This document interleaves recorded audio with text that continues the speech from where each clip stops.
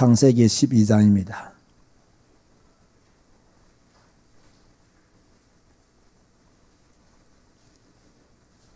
창세기 12장 1절에서 4절 말씀 보시겠습니다. 여호와께서 아브라함에게 이르시되 너는 너의 고향과 친척과 아버지의 집을 떠나 내가 내게 보여줄 땅으로 가라. 내가 너로 큰 민족을 이루고 내게 복을 주어 내 이름을 창대하게 하리니 너는 복이 될지라. 너를 축복하는 자에게는 내가 복을 내리고 너를 저주하는 자에게는 내가 저주하리니 땅의 모든 족속이 너로 말미암아 복을 얻을 것이라 하신지라. 이에 아브라함이 여호와의 말씀을 따라갔고 롯도 그와 함께 갔으며 아브라함이 하란을 떠날 때에 몇 세였더라? 75세였더라. 자, 우리는 지금 수요일날 성경 인물 시리즈를 공부하고 있습니다. 오늘은 아브라함에 대해서 함께 공부하면서 우리에게 주시는 하나님의 음성을 듣기를 원합니다. 자, 아브라함이 누구인가? 잘 알죠? 아브라함의 아버지는 누굽니까? 데라. 자, 그러면 이 아브람과 아브라함의 이름의 뜻은 다르죠. 아브라함은 큰 아버지라는 뜻을 가지고 있고 아브라함은 열국의 아버지라는 그런 이름의 뜻을 가지고 있습니다. 자, 그러면 아브라함의 아내는 누구입니까? 사레. 그죠? 원래는 이복 동생이었죠. 그리고 사라는 아이를 갖지 못하는 불임 여성이라고 합니까? 그런 가운데 있었던 여자였습니다. 자, 그런 가운데 우리가 또 하나 알 수 있는 것은 아브라함의 형제들을 또 우리가 알아둬야 되죠. 아브라함의 형제들은 누가 있습니까? 첫째로 하란이 있었고 두 번째는 나홀이라는 형제가 있었습니다. 이렇게 하란과 나홀. 그러면 아브라함의 그러면 고향은 어디였습니까? 우리가 잘 아는 갈대아 우르. 갈대아인들이 많이 사는 우르라는 지역이 바로 아브라함의 고향이었다. 이 우르는 그 당시 우상과 점성술이 굉장히 발달된 당시 최고의 도시가 바로 우르였다. 그렇게 보시면 될 것 같습니다. 그래서 아브라함은 대강 이런 배경을 가지고 있는 사람이었다는 것을 우리가 알 수가 있죠. 자, 그렇다면 여기서 한 가지 질문을 드린다면 아브라함이 이 갈대아 우르에 살 때 어떻게 하나님을 알게 되었을까 하는 것입니다. 데라는 분명히 우상을 섬기는 사람이거든요. 우상과 관계된 일을 했다고 보는 학자들이 많이 있거든요. 그러면 데라는 분명히 우상을 섬기는 사람이었는데 어떻게 아브라함은 그 우상과 점성술이 발달된 이 갈대아 우르에서 어떻게 천지를 창조하신 하나님을 알게 되었을까? 자, 여기에 대한 대답을 놀랍게도요, 서대반이 하고 있어요. 사도행전 7장 2절 말씀에 보면 서대반이 이르되 여러분 부형들이여 들으소서. 우리 조상 아브라함이 하란에 있기 전 메소포다미아에 있을 때에 영광의 하나님이 그에게 보여. 영광의 하나님이 누구한테 보였다고요? 바로 아브라함에게 보였단 말이에요. 이렇게 해서 아브라함이 누구를 알게 되었느냐? 하나님을 알게 되었더라고. 그렇게 서대반이 이야기를 하고 있는 거예요. 그래서 항상 성경은 창세기도 볼 줄 알아야 되지만은 우리는 신약 성경도 볼 줄 알아야 됩니다. 창세기에서 완전히 설명하지 못하고 있는 부분을 신약에서 설명하고 있고요. 또 신약에서 설명하지 않고 있는 부분을 구약에서 말씀하는 경우들이 많이 있습니다. 그래서 성경은 한 구절에 집중해야 되지만 그 한 구절로만 모든 답을 얻어내기란 상당히 어려울 수 있어요. 자, 아브라함이 어떻게 갈대 우르에 살면서 자기 아버지는 우상을 섬기는 사람이었는데 어떻게 하나님을 알게 되었을까? 여기에 대해서 놀랍게도 신약 성경에 와가지고 스데반이 메소포타미아에 있을 때에 영광의 하나님이 그에게 보였다. 그래서 아브라함이 하나님을 알게 되었다라고 말씀하고 있는 거예요. 그러면 영광의 하나님을 보기 전에는 아브라함이 하나님을 믿었을까요? 안 믿었을까요? 믿지 않았다고 보는 것이 옳죠. 그죠? 믿지 않았다고 보아야 됩니다. 간혹 학자들 중에서는 아브라함의 할아버지가 어렴풋이 하나님에 대한 신앙을 가지고 있었기 때문에 아마 손자인 아브라함에게 그 신앙을 심어 주었을 것이다 라는 주장을 펼치는 분들이 있기는 있어요.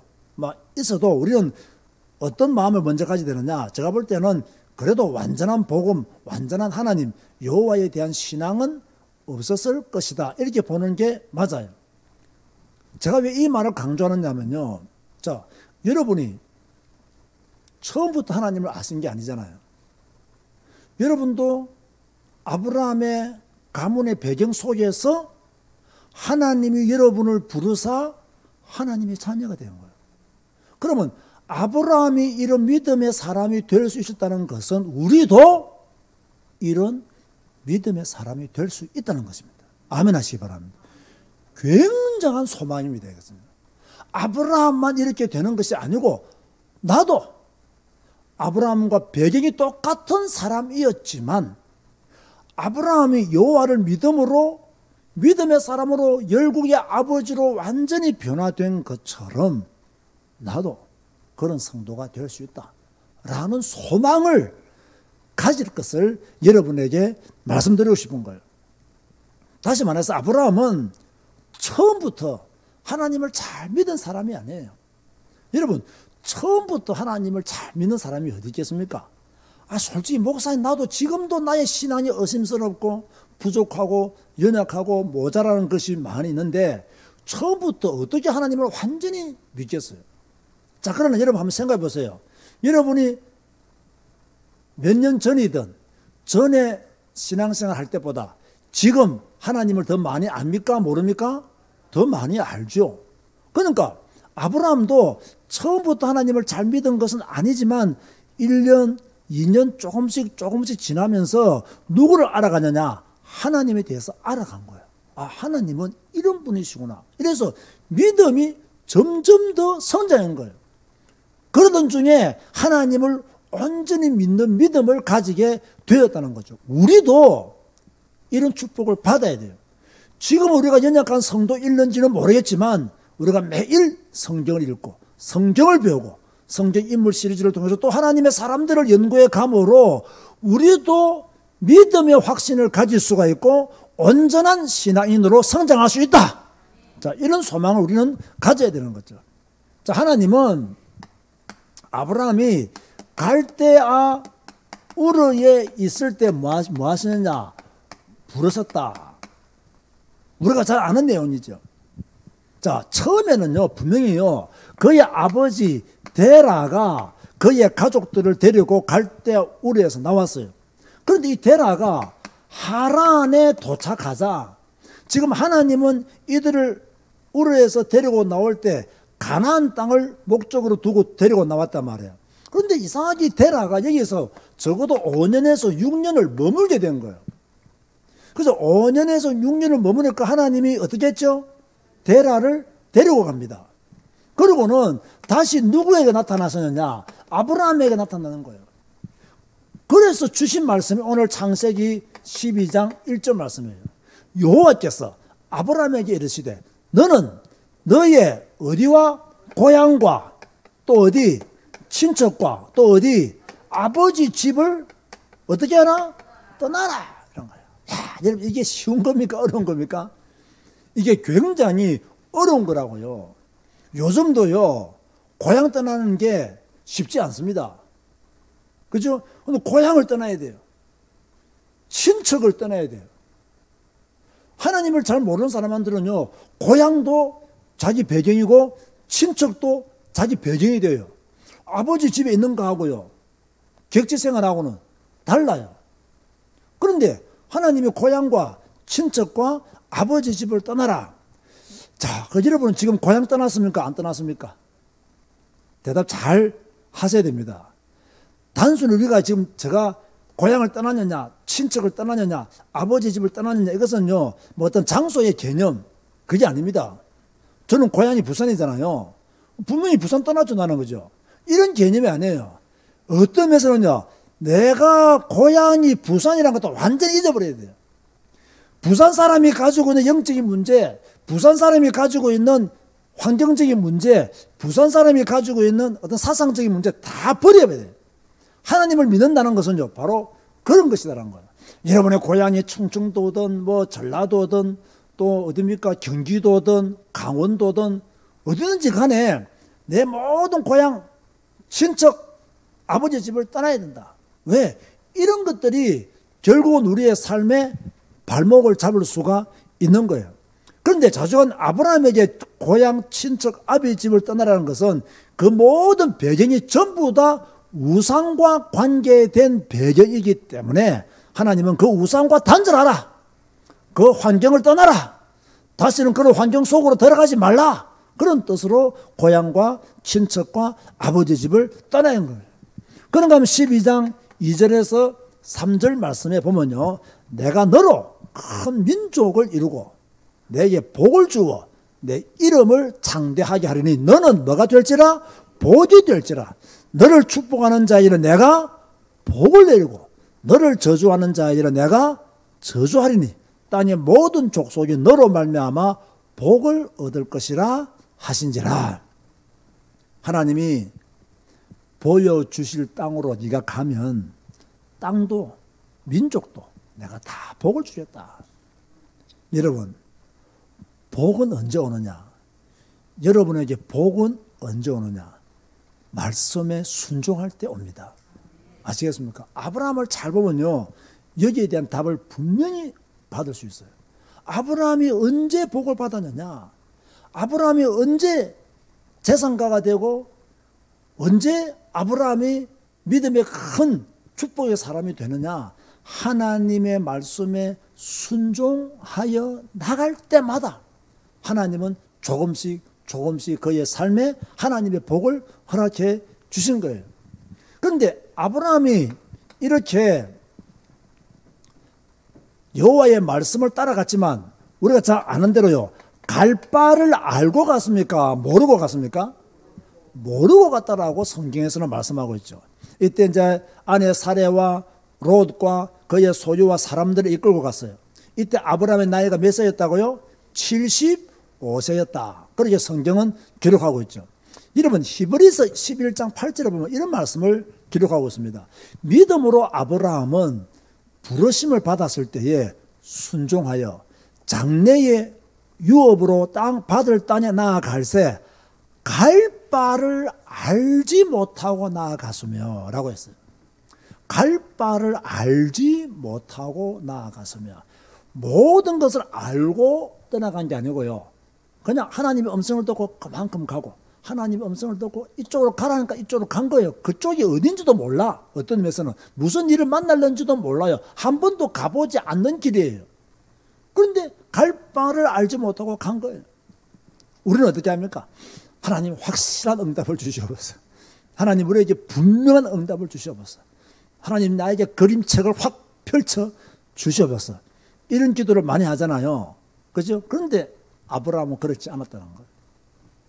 우리는 모든 것을 훤히 알고 가려고 하는데 아브라함은 갈 바를 알지 못했지만 가는 것이 하나님의 뜻이다. 이것은 안 한 거예요. 그래서 나간 거예요. 가다 보니까 점점 더 분명해진 거예요. 제가 전에도 한번 여러분에게 설명한 기억이 있는데요. 저는 하나님의 일을 할 때 하나님이 저한테 그림을 다 보여주고 유목사야 이렇게 하거라 이렇게 한 적이 한 번도 없어요.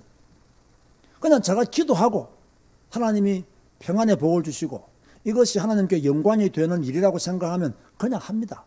그냥 하다 보면 실수할 때도 있고 실패할 때도 있어요. 그러나 저는 지금까지요, 하나님께 영광이 되는 일이라고 생각이 되어질 때 한 걸음 나아가면 하나님은 또 한 걸음 앞을 보여주시더라고요. 그럼 또 한 걸음 더 나아가면 또 하나님은 또 한 걸음 앞을 또 보여주시더라고요. 그래서 계속 가는 거예요, 그렇게. 그게 갈 바를 알지 못했지만 나아가니까 하나님이 그때마다 뭡니까? 내 발에 등이 되어서 내 앞을 비춰주고 내 앞을 열어주시는 경험들을 많이 했거든요. 제가 마산으로 개척하러 갈 때도 그랬고, 이쪽에 와서 개척할 때도 그렇고, 하나님이면 내 벽을 확 다 보여주고, 개척하라고 하시는 것이 아니거든요.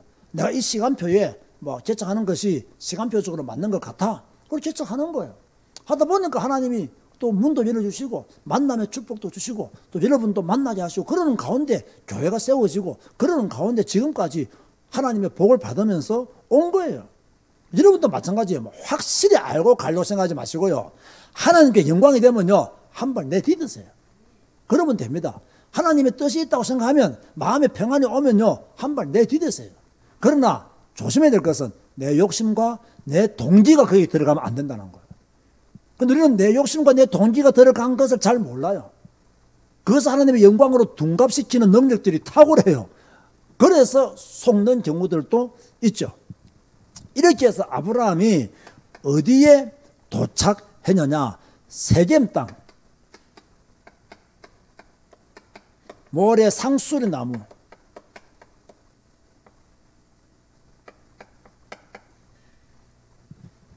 그곳에 이르게 된 거예요. 자, 근데 이곳에 누가 살고 있었냐? 가나안 사람들이 살고 있었어요. 자, 여러분, 가나안은 누구의 후손입니까? 네? 함의 후손이죠. 그렇죠? 가나안은 함의 후손이죠. 다시 말해서 불신자들, 하나님을 알지 못하는 불신자들이 가득한 그 세상 중앙으로 누가 들어갔느냐? 아브라함이 들어갔어요.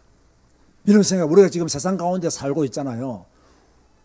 세상 가운데 살고 우리는 지금 좌우, 앞, 뒤로 누가 가득하냐? 불신자들이 가득해요. 하나님을 안 믿는 사람들이 가득해요.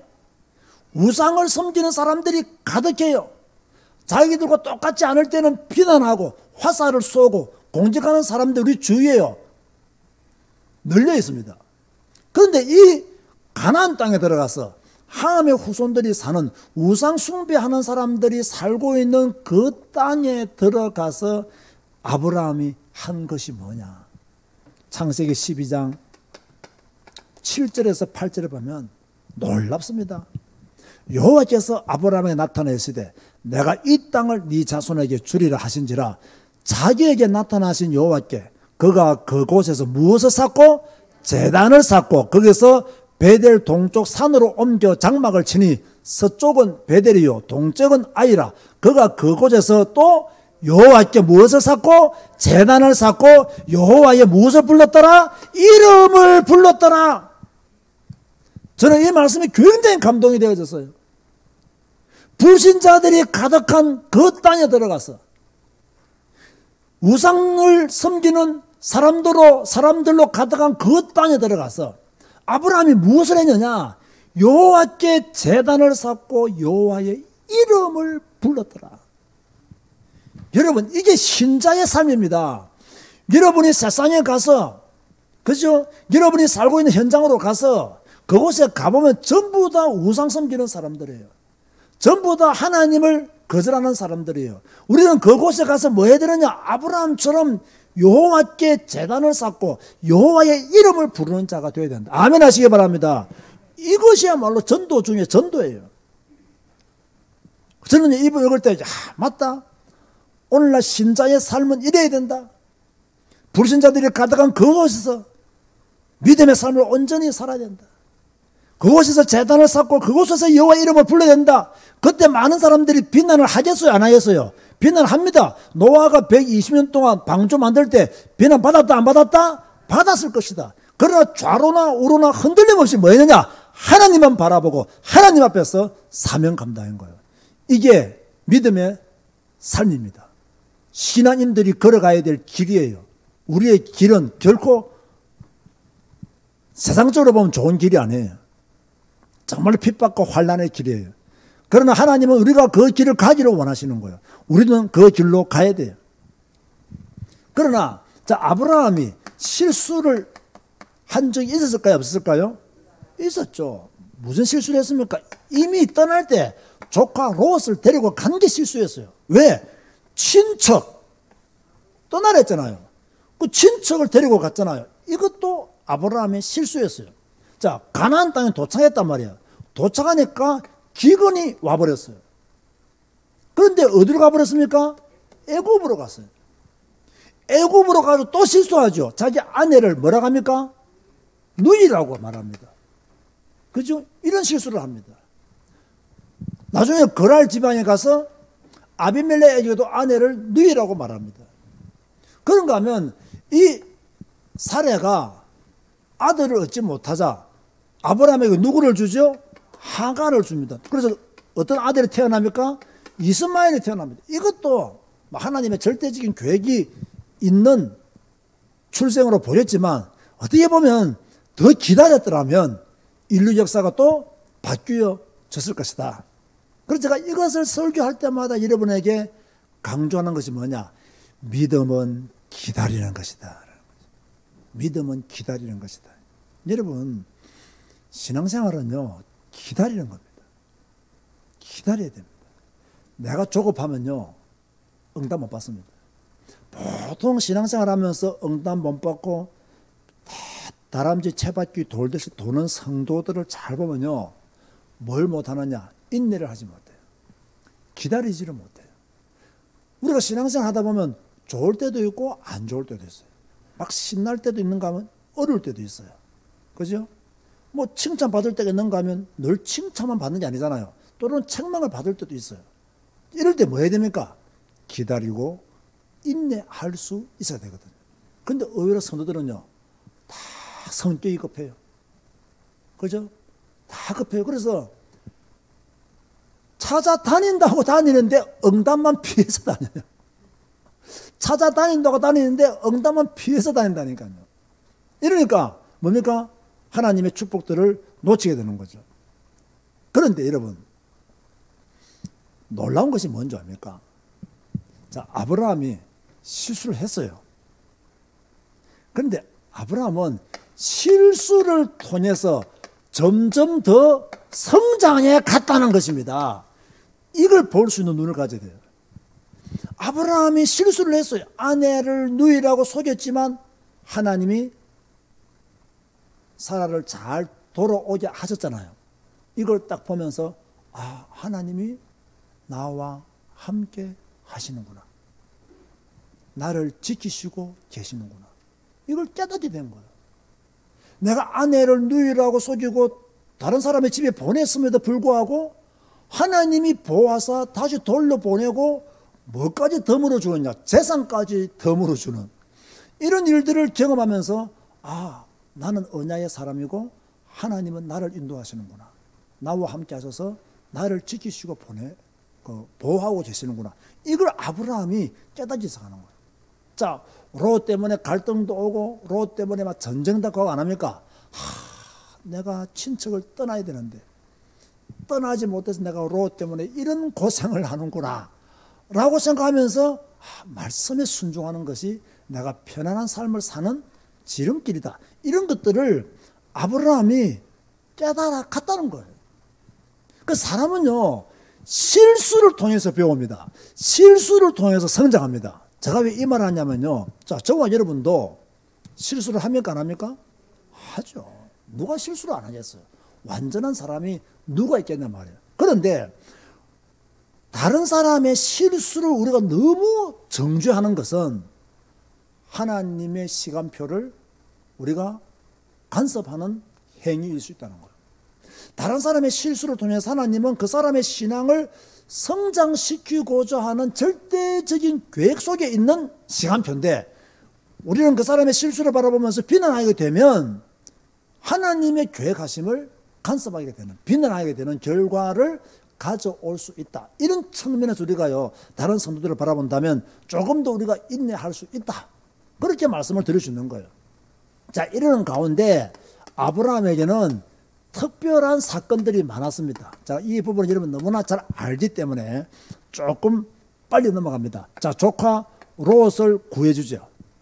그죠? 여러분, 성경에 국가 간의 연합전쟁이 최초로 기록된 곳이 어딘 줄 아십니까? 창세기 14장입니다.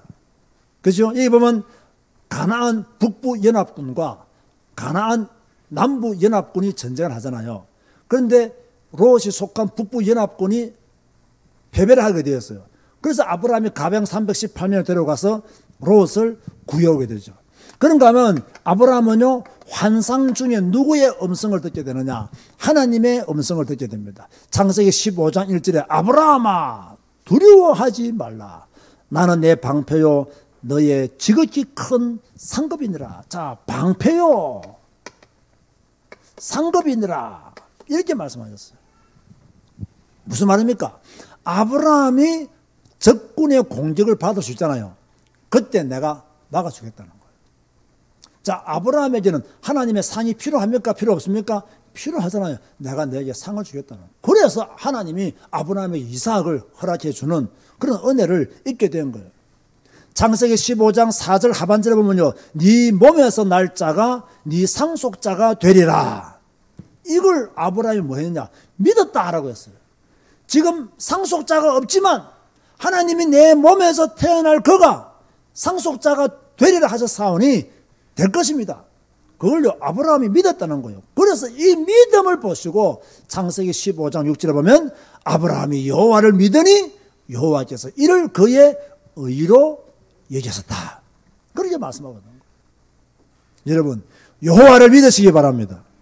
여러분의 믿음이 여러분의 의가 되도록 완전히 여호와를 믿어야 됩니다. 그런데 안타까운 것은 이방에서 몇 년간 400년간 계기되리라 하셨습니다. 아브라함에게. 하나님의 절대적인 계획이었죠. 우리가 이 절대적인 계획을 다 알 수는 없지만 하나님은 그렇게 하시겠다고 했습니다. 그런가 하면 아브라함의 이름을 어떻게 바꿔주죠? 아브라함이라고 그 이름을 바꿔주고 그 아내의 이름도 바꿔주죠. 그러면서 뭡니까? 무엇을 받으라 했느냐? 할례를 받으라. 그래서 아브라함이 할례를 처음으로 받게 됐죠. 할례는 언약의 표징이지 구원의 조건이 아닙니다. 근데 유대인들은 할례가 구원의 조건으로 오해했단 말이에요. 그래서 잘못된 사상, 뭡니까? 논쟁이 신약까지 이어지는 것을 우리가 볼 수가 있습니다. 그런가 하면 아브라함의 생애에서 가장 특별한 일은 자기 아들 이삭을 어디서 드렸죠? 모리아 산에서 드린 이 특별한 일, 이것을 빼놓을 수가 없죠.